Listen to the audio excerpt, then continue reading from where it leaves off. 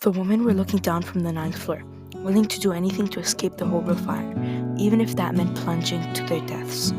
This is just one of the four gruesome ways 146 people died in the Triangle Shirtwaist Factory fire.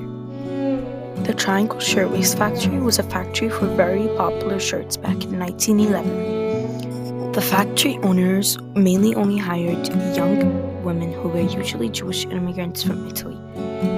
The factory conditions that these women worked in were not safe whatsoever. They locked the doors of the factory so the workers could not leave without being checked for stealing.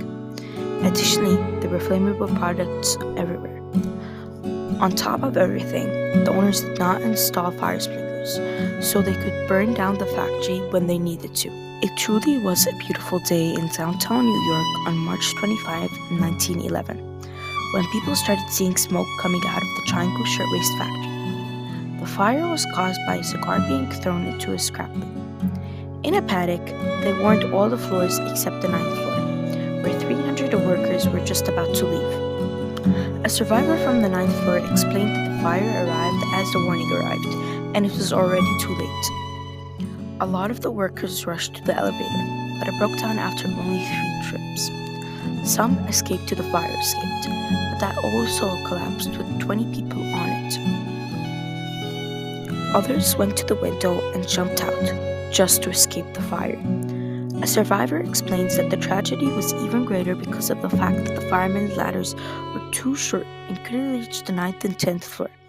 Also, the next spread to catch jumpers was too weak, and many plummeted to their deaths. I saw a number of firefighters crying as they witnessed victims of the fire killed as they broke through their nets. Some people escaped through the roof, where some nearby college students placed a plank for the worker to cross the building. Most of the staircases were locked, and the people who ran to them had burned. It only took 30 minutes for 146 people to die, mostly young immigrant women. On April 5, 1911, 50,000 people marched in funeral procession. Another 300,000 watched. Workers who survived started protesting for new laws. But the New York legislatures only listened to money. But that did not stop them from protesting. The New York legislatures decided to put together a factory conditions research.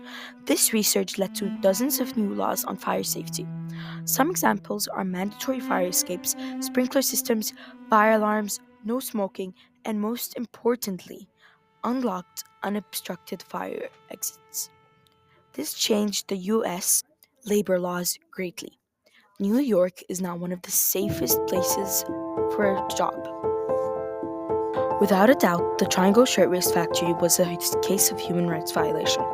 Human rights are rights the United Nations created after World War II. These rights state that all humans deserve rights, regardless of their race, gender, religion, language, or nationality.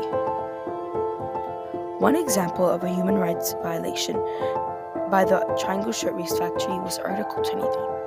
Article 23 states that everyone has the right to a safe workplace, and they have the right to form unions. The Triangle Shirtwaist Factory was anything but safe.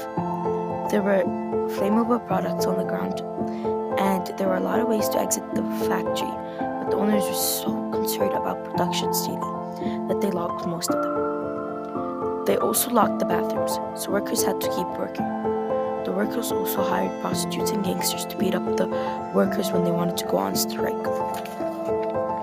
The Triangle Shirtwaist Factory fire caused a public outrage and led to the implementation of new laws and rules to improve the safety of future workers. Martin Luther King, a human rights activist from Atlanta, Georgia, said, "A right delayed is a right denied. Everyone deserves rights because they are human. The Triangle Shirtwaist Factory was delaying and denying these laws. That's not what our world needs." Here are some before photos of the Triangle Shirtwaist Factory.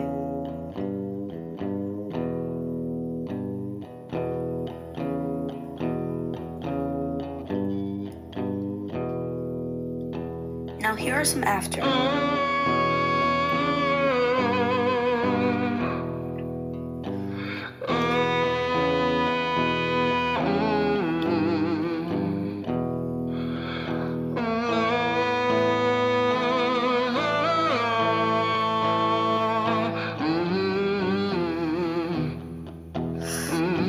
was a horrible fire and it could have been prevented.